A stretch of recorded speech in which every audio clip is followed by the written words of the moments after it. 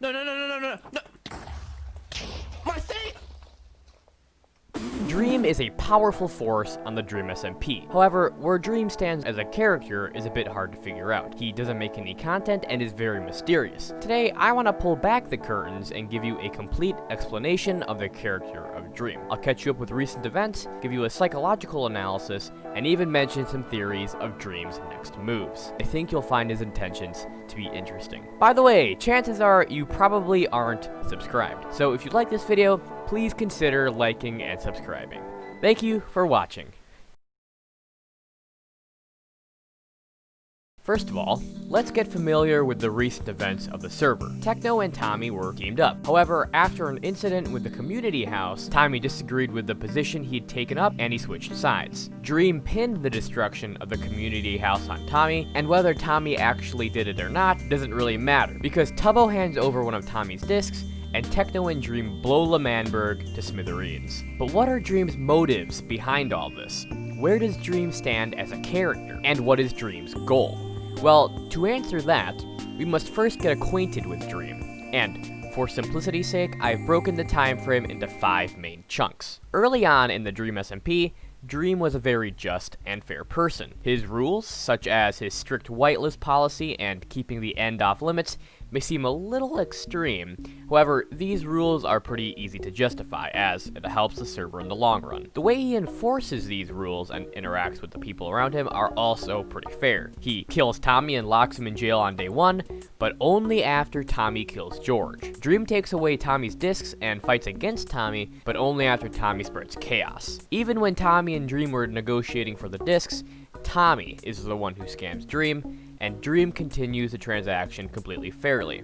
So early on, Dream is obviously a just and fair person. He only fights back when others fight first. Think of him as the law enforcer. He sets up laws and rules and makes sure they are followed, all for the good of the server. However, it only gets more interesting from here. Fast forward a bit to Wilburson's arrival and the start of L'Manberg. This is where the moral implications of Dream's character go a bit gray. See, from Dream's point of view, here's a group of people who are seceding from his server and are opposing his laws. Remember, Wilbur started L'Manberg just so he could sell illegal beverages, so Dream is also morally correct here, right? Well, from L'Manberg's point of view, they just want to escape the tyrannical rule of Dream. This time of tyranny ends with us. And have their freedom in a little area of land. What I really found interesting is when Dream had a conversation with Skeppy about this. Fought them, we won, and we Wait, said, you okay. didn't like that they had that little piece of land, so you wanted to No. completely go to war No, with them? no, no, Dream, no, you no, are no. literally No, a no, no, psycho. no. Have your Just let them independence. have their little land! No. It's tiny! Look at all this land you have! Yes. That wasn't necessary at all! And I'll be honest, Skeppy's arguments here are pretty solid. They just want their little bit of land. So perhaps Dream's intents are just, and he's right when he wants to destroy L'Manberg, but the way he does it might seem a bit extreme.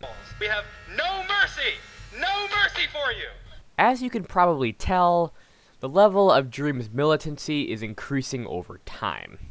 This is where it gets spicy. So after L'Manberg deals with a bit of drama, Tommy, Wilbur, and a few others go into hiding, including Dream.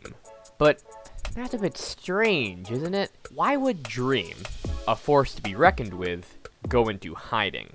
I'm not entirely sure, but one could argue that perhaps he wanted to fit in with the others so that they could relate to him, or that he just wanted the others to do the dirty work for him. Remember, the only reason why Dream agreed to help them in the first place was because he shared common interests with them. He wanted L'Manberg gone, and so did Wilbur and Technoblade. Perhaps he purposely used them as tools to achieve his plans, but that's a bit up in the air. But this is where Dream truly hits a sinister point. He pretends to be their friends, but is only there for himself. Fast forwarding a bit to Tommy's exile, and this trend of Dream's malicious intents only increases. It was pretty obvious from the very start that Dream was purposely manipulating Tommy. He keeps telling Tommy that he's his only friend, and gives Tommy hope, only to blow it to bits the next day. And this is where the psychological analysis comes in. But keep in mind that writing a psychological analysis of a fictional character is almost entirely impossible. It takes a brain to write said analysis, but given the limited details on hand about Dream, one could surmise the following. In the very least, Dream is what's called a sadist. And no, I am not calling Dream an amazing animator, but rather someone with a very serious mental disorder. The Dream character, by the way, not him in real life. Sadistic personality disorder is characterized by an individual's pattern of cruel, harsh, aggressive, intimidating, humiliating, and demeaning behavior. Most, if not all of these traits being a part of the character of Dream. Dream said himself that he actually enjoys doing this to others. He does it for fun. Why did you have to? This is much more fun. You're a monster. Which is obviously a clear indicator of this mental disorder. Other than that, it's also possible that Dream has either a narcissistic personality disorder or antisocial personality disorder, but it's hard to say for sure. Eventually, Tommy breaks free from the chains Dream had placed on him, and good on him, by the way. But Dream's story does not end here.